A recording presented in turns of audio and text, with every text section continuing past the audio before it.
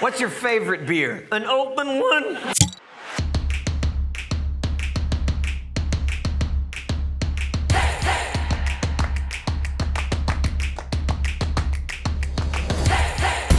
After water and tea, the most popular drink in the world isn't coffee or Coke, or even juice. And no, despite what you might see on Instagram, it's definitely not White Claw. The third most popular drink in the world is beer. When the summer heat soon arrives, no one will be asking why. Short of a glass of cool, pure water, there is arguably no better way to refresh oneself on a sweltering afternoon than cracking open a cold one. Chemical tests by archaeologists show that humans have been brewing beer, that is steeping cereal grains in water and fermenting the sweet liquid they produce with yeast, for over 7,000 years. It's not just your grandpa's favorite drink. It was likely your 200 times great-grandpa's favorite drink. The younger one sipping in his comfy slippers, the older one in Sumerian sandals. The beer industry has had a cracking few years lately. While at first, COVID seemed to be a big crisis, some big firms have gone on to post record sales. Still, inflation and supply chain woes are beginning to weigh heavily on craft brewers. These are the small but trendy up-and-comers favored by beer's equivalent of wine snobs.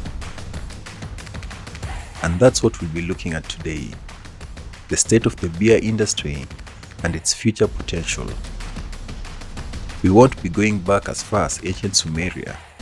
If you want a class on beer's long and winding history, feel free to audit college courses at Cornell, Vanderbilt, or the University of California, Davis, and recapture the feeling of drinking a warm PBR at a dorm party.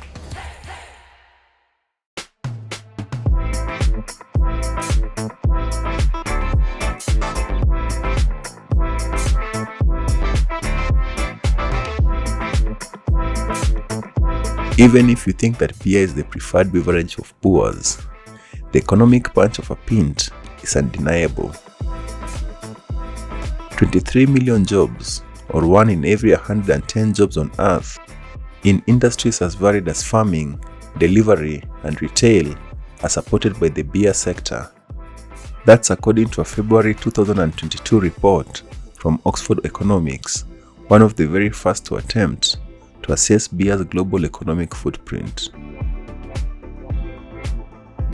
Only 9 million of those jobs were direct beer industry jobs, showing how large beer's footprint is across other segments. As for the industry's contribution to the economy, it's practically the size of a giant Heineken glass. Accounting for brewing, marketing, distribution, and sales of beer, the beer sector directly contributed $200 billion to global GDP in 2019. That is slightly above the GDP of Hungary. Meanwhile, beer's total economic impact, accounting for ancillary processes in farming and sourcing aluminum for cans, added $555 billion to global GDP. According to findings from the Oxford report, brewers are highly productive businesses that help raise average productivity across the entire global economy. This means that they have an extensive economic footprint that can make significant contributions to the recovery.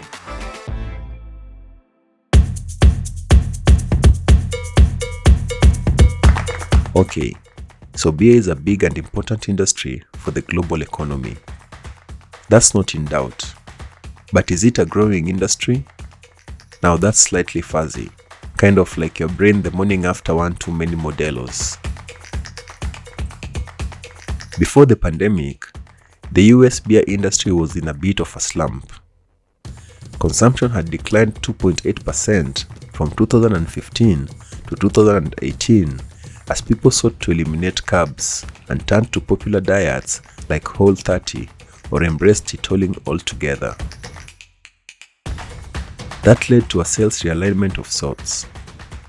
According to Euromonitor International, sales of Bud Light, America's most popular beer, fell 17% from 2012 to 2017.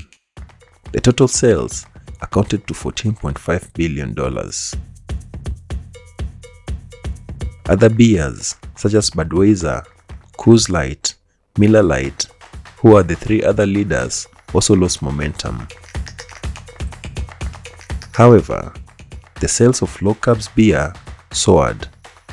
Talk about Michelob Ultra, which has 95 calories per 12-ounce bottle, whose sales shot up by 80% from 2014 to 2017 to reach $4.7 billion. The rise in sales showed that healthier options had become more popular across the board. Sales of craft beer, that's a premium product brewed in smaller batches, generally by smaller or independent breweries, rolled into the pandemic on a high note, growing 15% from 2015 to 2018. That's according to alcohol industry analytics firm IWSR, which studies global alcohol trends. But then came the sobering reality. In 2020, total beer sales by volume fell 3%. Sales in the craft beer segment fell by 9%. An economic analysis by the Beer Institute concluded that the pandemic led to a $20 billion drop in retail beer sales. While many were quick to stock up their home fridges, that rush couldn't make up for the bars, tap rooms, clubs, concert venues, and other sales points. A record 346 craft breweries closed in the US in 2020. Before the pandemic, there were already concerns of oversaturation in the trendy space. The previous record of 294 closures was set in 2019.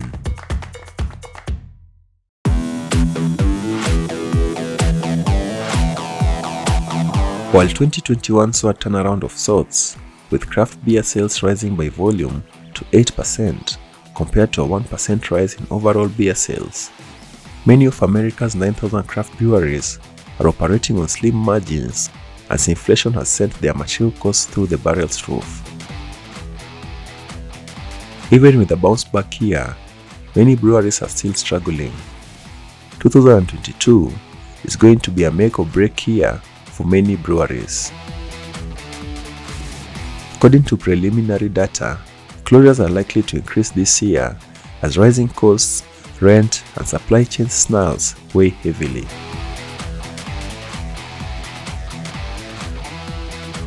While the story of craft beer is an inspiring one to the entrepreneurial spirit, the story of the beer business is about concentration and power. According to Euromonitor, the top 5 largest beer companies control 54% of the world's market share. Beer consumption may rise and fall, and global economics may throw all kinds of haymakers at businesses, but the power these companies hold has afforded them the flexibility that craft brewers and many other big corporations simply don't have. The power of consolidation has given big brewers the ability to raise prices to offset inflation and quickly pivot to capitalize on fast-moving consumer trends or simply weather major economic hurdles such as war, inflation, and pandemic. As just one example of their collective might, brewers have raised prices at nearly twice the rate of the far less concentrated liquor industry, where the top 5 companies control only about a quarter of the global market.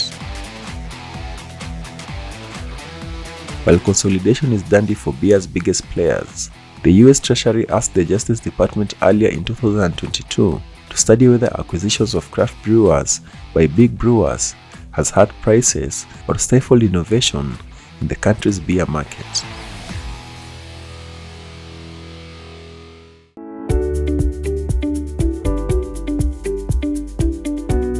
No surprise, the companies to watch here are the 3 beer giants, and in a year of economic turmoil, they are doing pretty darn well. Earlier in 2022, Belgium-based AB Inbev, the owner of Budweiser, Corona, and Stella Artois reported 8% growth in revenue per hectoliter for the first 3 months of 2022, beating Wall Street expectations. In a year when the markets are down big time, the company's stock has fallen a negligible 3%. Heineken, the company based in Netherlands and the owner of Red Stripe, Sol, and obviously Heineken, also beat analyst estimates in the first quarter, posting a whopping net profit of 417 million euros compared to 168 million euros a year earlier. Like AB Inbev, Heineken attributed the success to hiking prices, revenue growth, and recovery of the hospitality sector in Europe. At the same time, Heineken shares are down 7% in 2022. Also, Denmark's Carlsberg reported sales growth of 24%, double the rate analysts expected, to $2.1 billion in the first 3 months of 2022. Like its competitors, the company shifted higher costs onto consumers and suffered no discernible blowback. Carlsberg stock, however, is down 17% in 2022, mostly because it's the brewer most exposed to the Russian market. Carlsberg expected to record a $1.4 billion write-down as it exited Russia due to the Russian-Ukraine war of 2022. Chicago-based Molson Coors also handily walloped investors' expectations in the first quarter, beating estimated earnings by 52% when it reported earnings per share of $0.2 earlier in the year. Revenue of $2.2 billion topped analyst expectations. In 2021, the company notched its first annual revenue growth in a decade. Since 2016, Molson Coors has slashed debt by more than 40%. Molson's stock is also up 17% in 2022, a rare upward arrow in a sea of red.